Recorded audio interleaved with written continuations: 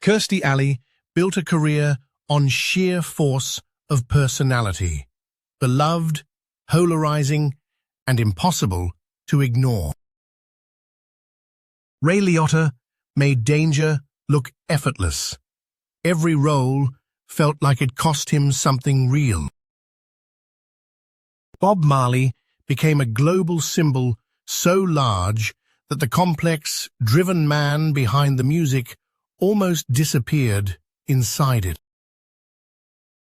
Prince spent decades fighting for creative control over his own name, his own catalogue, his own image, and still the mythology outgrew him. Jimmy Buffett turned a laid-back persona into a business empire worth billions, all while the flip-flops and cheeseburgers made it look easy.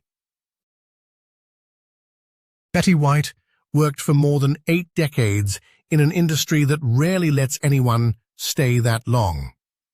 She made it look like grace. The year was 2008. Clint Eastwood was 78 years old, and by any reasonable measure, he had already done everything. He had the Oscars, the box office records, the cultural mythology, and then he walked onto a Detroit street corner, pointed a rifle at a gang member, and growled a line that would instantly become one of the most quoted moments of his entire career. Gran Torino earned over $220 million worldwide on a $33 million budget. Critics called it a late-career masterpiece. Audiences packed theaters. The man who had supposedly slowed down had just delivered one of the biggest hits of his life. That moment tells you something important about Clint Eastwood that a simple timeline never will. The distance between the public image and the person who keeps feeding it is longer and costlier than most people imagine. He was born Clinton Eastwood Jr. on May 31st, 1930, in San Francisco. His family moved constantly during the Depression years: Oakland, Piedmont, Sacramento, Pacific Grove, following work that was never quite stable enough. He was tall and quiet, the kind of kid who didn't advertise himself. He played piano, drifted toward jazz, and had no clear direction when he graduated from Oakland Technical High School in 1948. He worked logging camps, steel furnaces, and a paper delivery route. The military drafted him in 1950 during the Korean War era, and he was stationed at Fort Ord in California as a swimming instructor. It was there, on the base, that he met people connected to the film industry. Not a dramatic discovery, just proximity and timing. He screen-tested at Universal Pictures in 1954 and was signed to a contract at $75 a week. The studio dropped him within 2 years. They said his Adam's apple was too prominent and his speaking style too slow. He was 25, unemployed, and not particularly close to anything resembling a career. What rescued him wasn't a film, it was television. Rawhide premiered in 1959, and Eastwood spent 8 seasons playing Rowdy Yates, a cattle drover moving cattle across the American West week after week. The show was popular, the work was relentless, and Eastwood learned by doing, watching directors, understanding camera angles, studying the logistics of production.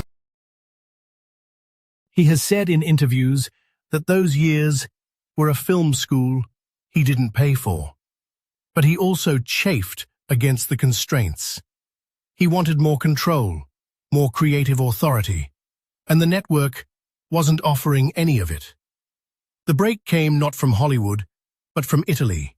Sergio Leone, an Italian director building a revisionist take on the American Western, cast Eastwood in A Fistful of Dollars in 1964. The studio system in America had shown no interest. Leone offered a different kind of character, Not a clean hero, not a reassuring moral archetype, but a figure of ambiguous violence who existed outside conventional allegiance. Eastwood took the job. The man with no name was barely a man at all in traditional terms. He was an idea, a silhouette with a cigarillo and a poncho, communicating through economy rather than expression. The Leone trilogy, A Fistful of Dollars, For a Few Dollars More, The Good, the Bad, and the Ugly, remade the Western genre and turned Eastwood into an international star before American studios had reconsidered him. When he came back to the United States, he came back with leverage. He formed his own production company, Malpaso, in 1967, and from that point forward, he exercised a degree of creative and financial control that was unusual for any actor of his generation, and virtually unheard of for someone who had started on television. The name Malpaso, a creek near Carmel, California, where he had settled, was also a kind of signal. He was planting roots on his own terms. Don Siegel became a crucial collaborator in those years. Eastwood made Coogan's Bluff, Two Mules for Sister Sarah, The Beguiled, and Escape from Alcatraz with Siegel. Their working relationship was practical and direct, less about theory, more about efficiency and instinct.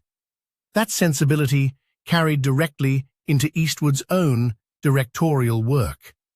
He directed his first film, Play Misty for Me, in 1971. It was a psychological thriller, quieter and more interior than anything his public image suggested, and it performed well enough to confirm that he was serious about the camera, not just the roles. Then came Dirty Harry. Released in 1971, directed by Siegel, the film provoked immediate and intense debate. Harry Callahan, a San Francisco detective who operates outside procedure, distrusts bureaucracy, and delivers justice through personal force, landed in a country in the middle of a genuine argument about law enforcement, civil rights, and social order. Pauline Kael called it fascist. Others called it an honest portrait of institutional failure. Eastwood said very little publicly about the politics. The film grossed nearly $36 million domestically on a $4 million budget and spawned 4 sequels. What the debate revealed, though, was something Eastwood seemed to understand intuitively: the cultural power of silence. He didn't explain Harry Callahan. He let the audience bring their own argument to the image. The personal life rarely stayed quiet. He married Maggie Johnson in 1953, and they had 2 children together, Kyle and Allison. The marriage lasted until 1984, though they had been separated for years before the formal divorce. During and after that marriage, his relationships generated ongoing public attention. He had a long relationship with actress Sondra Locke, who appeared in 6 of his films between 1976 and 1985. When that relationship ended, Locke filed a lawsuit alleging that Eastwood had used his influence with Warner Brothers to sabotage a development deal she had been offered. The case was settled, and the details were not fully aired in public, but the lawsuit was a matter of documented court record, and it exposed a friction that the polished professional image had never hinted at. He has not spoken extensively about it in interviews. His directorial ambitions continued to expand in directions that surprised people who had only catalogued the action films. Bird, released in 1988, was a deeply personal project, a biography of jazz musician Charlie Parker, shot in a style that tried to capture both the genius and the self-destruction. It won Forrest Whitaker an award at Cannes. It was not a commercial success, but it revealed something about what Eastwood cared about outside the frame of box office calculation. Jazz had been with him since boyhood, and Bird was not a detour. It was a direct line to something private. Unforgiven arrived in 1992, and it reconfigured everything that had come before. The film is, among other things, a systematic dismantling of the mythology that Eastwood himself had helped construct. William Money is a retired killer trying to be something else, drawn back into violence by need and circumstance. And the film does not let violence be redemptive or clean. It won 4 Academy Awards, including Best Picture and Best Director. It was the first Best Director win for Eastwood. He was 62 years old. Critics, who had spent years treating him as a genre entertainer, had to revise the category entirely. The 1990s and 2000s confirmed that the revision was not a fluke. The Bridges of Madison County, in 1995, demonstrated range in a register most audiences hadn't expected from him. Romantic, still, interior. Mystic River, in 2003, was a dense ensemble drama that won Sean Penn and Tim Robbins their Oscars. $1 Million Baby, in 2004, was another Academy Award for Best Picture and Best Director. He was 74. The late career wasn't a coda. It was, by most objective measures, the strongest sustained run of his professional life. Letters from Iwo Jima, released in 2006, was shot almost entirely in Japanese, with a Japanese cast, telling the story of the battle from the perspective of the Japanese defenders. It received 4 Academy Award nominations, including Best Picture. The film exists as companion piece to Flags of Our Fathers, which Eastwood also directed that same year, examining the American side. The decision to make both films simultaneously, from both sides of the same battle, was a statement about complexity that required no narration. The work made the argument. He served as mayor of Carmel by the Sea, California, from 1986 to 1988. He ran largely on a single local issue, a dispute over a business permit, and left office after 1 term. The political gesture at the 2012 Republican National Convention, in which he delivered an improvised speech to an empty chair representing Barack Obama, became an immediate cultural flashpoint. Supporters read it as sharp political satire. Critics read it as an embarrassing misfire. Eastwood himself described it afterward as the most fun he had had in a long time. He did not appear to spend much energy on others' interpretations. He has had 8 children with 6 women, a biographical fact that surfaces regularly in profiles. The details of those relationships have played out variously in public and in silence. His son, Scott Eastwood, has worked as an actor. His daughter, Francesca Eastwood, has appeared in television.